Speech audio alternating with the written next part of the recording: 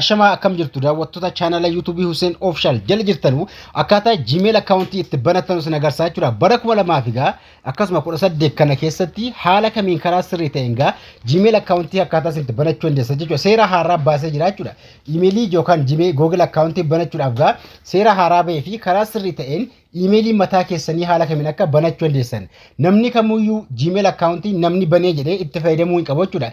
Gmailii mataa isaa banachuu qaba namni hundinuu jechuudha. Namoonni chaanalii kana hin beekne chaanalii YouTube gubbaarratti Hussein Official jettanii yoo barreeffattan haala kanas ni baa namoonni haaraa ta'an subscribe ka jettu kaatu quraanga viidiyoon kan koo nama hunda dura akka simbira ga'utti ol ka jettu gubbaa kaa'uu hin dagatina viidiyoo hedduu jala gadhiisan jira waa'ee barnoota bilbila keessanii wal qabate viidiyoo baay'ee gadhiisan jira namoonni hangoonaa hin argin jala galaa irraa baradhaa barnoota TikTokii Facebook akkasuma barnoota siitingii bilbilaa hedduu jala gadhiisan jira jechuudha namoonni jala galtanii irraa barachuu dandeessu hundi keessan jala seentanii irraa barachuu dandeessu viidiyoo irra dhaggeeffatan laayikii tuquun eegala akkasuma viidiyoo kana godinyaa keessanii share godhaa siin jira haala kamiin egaa keessin Gmail account yookaan Google account karaa sirrii ta'een keessin banachuu dandeessanu emailii mataa keessanii fayyadamuu qabdu jechuudha Gmail account kan namni isin banee bilbila keessaa balleessuudhaan kan keessan kamataa keessanii banachuu qabdu jechuudha yeroo bilbila haaraa bitattanu emailii namaa yookaan Gmail account namaa fayyadamuu hin qabdanu namuyyuu Gmailii mataa isaa fayyadamuu qaba jechuudha kanaafuu Gmailii kana haala kamiin akka isin banachuu dandeessanu daqiiqaa xiqqoo keessatti isin barsiisa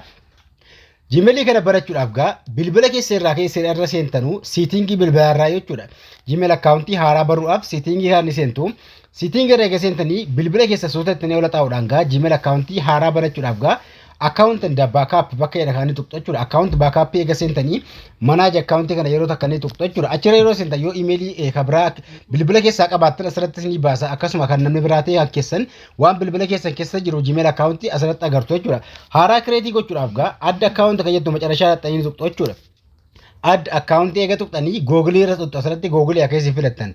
Google eega filattanii haala kana yoo dhiqata paatanii bilbila keessanii isin gaafate paatanii itti naquudhaan gara fuula duraa deemtu. Paatanii bilbilaa kan ashaaraa isin gaafachuu danda'a. Itti naquudhaan qolfii bilbila keessanii haala kanaan fidee asirratti isin baasaa jechuudha. Asirratti email or point jedha. Asirratti haaraa banuudhaaf create account kan jette kana yeroo takka ni tuqxu. Create account eega tuqxanii for my personal use bakka jedhu kana ka awwalaa filattu jechuudha.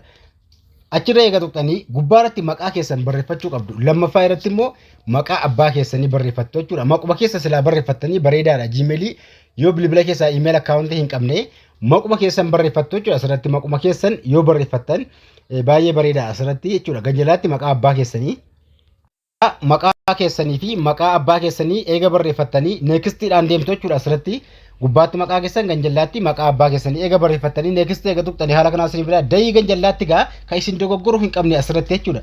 Dayii jechuun guyyaa keessa dhalattan yoo yaadattan guyyuma keessa dhalattan keessoo jechuudha. Asirratti dogoggoruu hin qabdu manzi kan jedhamu mallattoo xiyyaa tuquudhaan banuudhaan ji'a keessa dhalattan filattu jechuudha.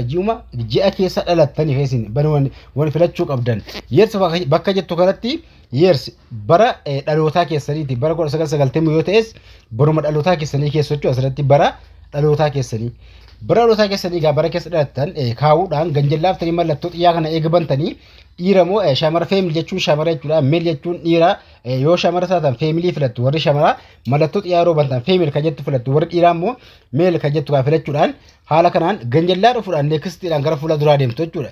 Next gochuudhaan gara fuula duraa deemtu ganjallaa dhuftanii asirratti wantoota sadii isinii baasa emailii wal dabarsee haala kanaan sadii yeroo isinii baasu kaawwalaa kana filattu jechuudha isin kaawwalaa filachuudhaan next ka jirtu godhaan gara fuula duraa deemtu asirratti Gmail account banaa jirtan kana Gmail account bilbilatti banaa jirtan kana passport isaa uumisni jira create storage passport create storage passport storage jechuun storage passport cimaa ta'e akkasuma ni uumtu jechuudha lakkoofsa wal makuudhaan qubeedhaan passport Gmail account banaa jirtanu kana ni uumtu eega uumtanis barreeffatanii cigeessu jechuudha. Haala kanaan qubeedhaan wal makuudhaan paaspoortii qubeedhaan wal makuudhaan haala kanaan eega uumtanii shawuu ka jetta kan tuquudhaan ilaaluu dandeessu paaspoortii uumtanii kaatan jechuudha.